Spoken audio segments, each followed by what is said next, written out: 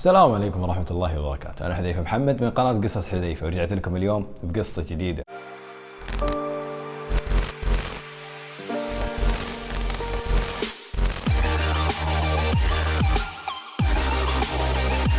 قبل لا نبدأ بقصتنا اليوم حبيت أبارك لكم حلول عيد الأضحى المبارك. كل عام وأنتم بألف خير وصحة وسلامة من العايدين والفايزين، والله يديم علينا الأفراح دائما. أدري إنه مرة بدري، لكن ما أقدر أفكر في أي طريقة أحسن من إنه يكتمل فيها عيدكم واحدة من قصصنا. قصتنا لليوم راح تتكلم عن جون ليست، الرجل اللي ضحى بكل شيء في حياته من أجل لا شيء على الإطلاق.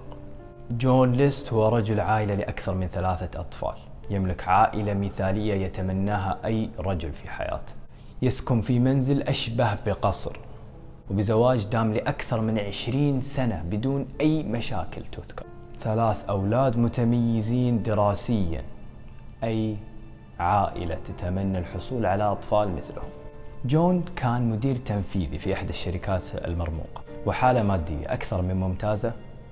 استطاع جون ليست أن يوفر منزل لوالدته بالقرب من عائلته. جون ليست كان رجل العائلة المثالي، والابن المثالي يملك العائلة المثالية. لكن مثل أي شخص موجود، جون ليست لم يكن إنسان كامل. جون ليست كان لديه مشاكل اجتماعية كانت تؤثر على حياته العملية باستمرار. كثير من أصحابه في العمل كانوا يشتكون بأن جون ليست يملك مشكلة للتعبير عن مشاعره.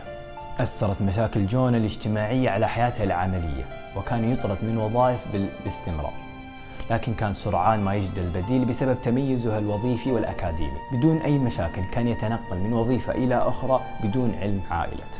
صفة أخرى من صفات جون ليست إنه كان إنسان ما يحب يخيب ظن عائلته أبدا، ما يحب يشاركهم أي مشكلة من مشاكل العمل. كل مشكلة تواجهه كان يحلها بنفسه بدون أي نقاش مع أي أحد من أفراد عائلته. في إحدى المرات وكعادة جون ليست انطرد من أحد الوظائف، لكن المختلف في هذه المرة أن جون ليست حاول باستماتة للحصول على وظيفة أخرى، لكن بدون أي فائدة.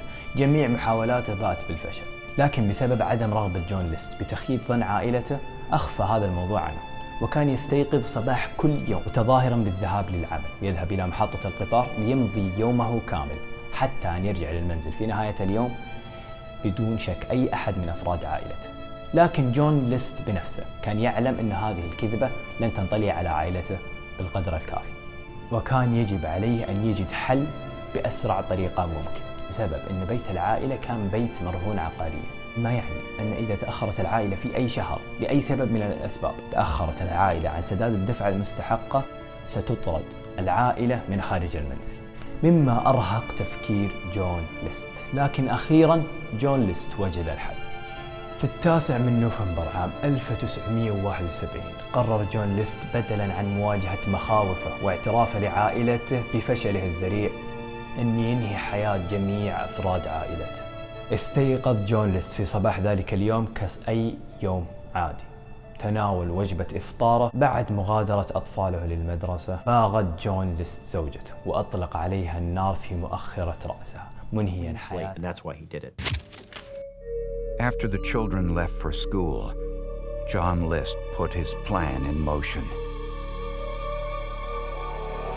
مرأة يتشارك معها 3 أطفال، وأمضى معها أكثر من 20 سنة بدون أي مشكلة تذكر. قرر أن ينهي حياتها بدون أي تردد. كثير منكم يتوقع أن جون ليست بعد ما أنهى حياة زوجته أكيد أنه بيضطرب، أول مرة في حياته يفعل مثل هذا الشيء وأنهى حياة زوجته. لكن جون ليست قرر الاستمرار في عمليته الشنيعة وتوجه لمنزل والدته. بدأ جون ليست بالطرق على باب منزل والدته. فتحت والدة جون ليست الباب وقابلته بابتسامة، لكن جون ليست قرر رد عليها برصاصة تنهي حياتها. Climbed 2 flights of stairs and entered his mother's apartment. والدته البالغة من العمر 84 سنة أطلق عليها الرصاص مثل أي شخص آخر لا يتشارك معه أي مشاعر. جون ليست بعد ما أنهى حياة أهم امرأتين موجودتين في حياته، قرر جون ليست أنه يأخذ استراحة لتناول الغذاء. أنتم متخيلين؟ بدم بارد وبقلب بلا أي مشاعر ذهب جون ليست لتناول الغذاء بعد استراحة من قتل أهم امرأتين في حياته. بعد ما أنهى جون ليست وجبته، توجه جون ليست للبنك لأخذ جميع المبالغ المالية التي كانت تمتلكها والدته في حساب الادخار. بعدها جون ليست توجه عائدا إلى المنزل في انتظار أولاده للعودة من المدرسة. عاد كل من باتريشا ابنة جون ليست الكبرى وفريدريك ابنه الأصغر إلى المنزل ليتفاجؤوا بجثة أمهم ملقاة على الأرض غارقة في دمائها. صرخات وبكاء مستمر لم تحرك أي شعرة من جون ليست. وبنفس المشاعر المتبلدة جون ليست قرر أن ينهي حياة 2 من أولاده. ومع تبقي آخر فرد من عائلة جون ليست، جون جونيور البالغ من العمر 15 سنة. جون جونيور في ذلك اليوم كان لديه تمرين كرة قدم. قرر جون ليست أن يتوجه لتمرين كرة قدم لجون جونيور ومشاهدة التمرين مثل أي أب آخر. انتظر جون ليست حتى أنهى جون جونيور تمرينه واصطحبه إلى المنزل. جون ليست أغلق الباب خلف ولده جون جونيور. جون جونيور شاهد منظر مروع، أخوانه وأمه جثث هامدة أمامه، وبدون أن يحرك جون ليست أي ساكن. وفجأة جون ليست أطلق رصاصتين على جون جونيور، طلقة واحدة في الرأس متبوعة بطلقة أخرى إلى الصدر. جون جونيور لم يفارق الحياة بسرعة. كان جون جونيور يستنجي ويترجى والده للمرة الأخيرة، لكن جون ليست وقف حدقا لآخر أولاده، يراه يفارق ويلفظ آخر أنفاسه بدون تحريك أي ساكن.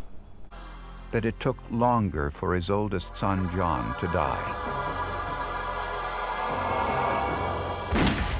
He was riveted with bullets until List was satisfied the child was dead. جون ليست بعد ما انتهى من إنهاء حياة أفراد جميع عائلته قرر أنه يتصل بمدارس أولاده ويخبرهم بأن أولاده سيغيبون لفترة طويلة بسبب ذهابهم لزيارة أقاربهم. جون ليست وضع جميع جثث أفراد عائلته في أكياس نوم ووضعها في قبو المنزل لإبطاء تحلل وانتشار رائحة الجثث. جون ليست يبدو كشخص محترف، فذ جريمة مماثلة بدون أي تردد وبطريقة مثالية. قبل ما يغادر جون ليست منزله للمرة الأخيرة، قرر جون ليست يكتب خطاب يشرح فيه جميع تفاصيل الحادث بكل التفاصيل، كأنه وصف آخر نظرات لجون جونيور. جون ليست في هذا الخطاب قرر أنه يشرح سبب فعلته لهذه الجريمة الشنيعة. بعد ذلك خرج مودعا جون ليست منزله للمرة الأخيرة. كان هذا الجزء الأول من قصتنا. لا تنسون تنتظرون الأسبوع الجاي بتكملة القصة. شاركوني تحت في الكومنتات وش تتوقعون السبب اللي خلى جون ليست يفعل ما فعل.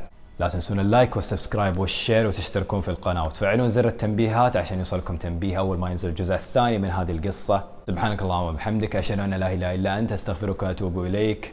سلام.